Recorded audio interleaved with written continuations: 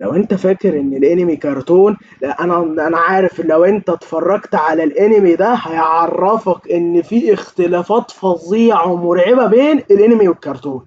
السلام عليكم ورحمة الله وبركاته. النهاردة بقى يا جدعان هنتكلم بقى عن انمي هجوم العمالقة اتاك اون تايتن.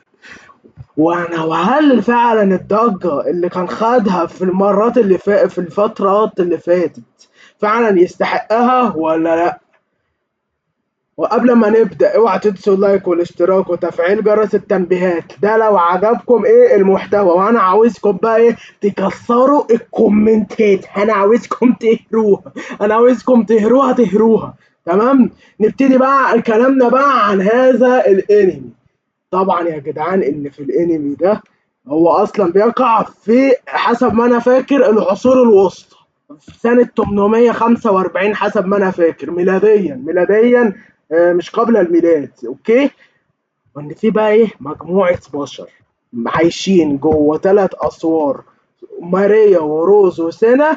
وهل هي فعلا هتضرهم ولا هتفيدهم؟ وجا بقى في ايه مفاجأة بقى، عدو بقى غير متوقع جه في بداية الحلقة الأولى. تخيلوا بقى. والشخصيات بقى يا جدعان بتاعت الانمي دوت ايرين وارمن وميكا. انا مش هقول لكم تقديمهم علشان انا شايف ان تقديمهم في الانمي دوت يعتبر حرق. وطبعا يا جدعان اللي عامل الانمي دوت واللي مؤلف قصته المؤلف الياباني هاجيمي سايام. وطبعا يا جدعان الاستوديو اللي كان عامل الموسم الاولاني حسب ما انا فاكر استوديو ويت. واوكي يا جدعان، انا بالنسبه لي لو انا هدي تقييم للانمي دوت من غير حرق، انا مش عاوز احرق القصه، انا عاوزكم تتفرجوا. انا هدي للانمي دوت 10 من 10. بالنسبه لي انمي تحفه. وبالمناسبه الانمي ده نوعه فانتازيا واكشن ودراما وكمان غموض، علشان بقى ايه بتجيلك بقى ايه اسئله بقى بتدور في دماغك. وهو شدني، الانمي ده شدني قوي.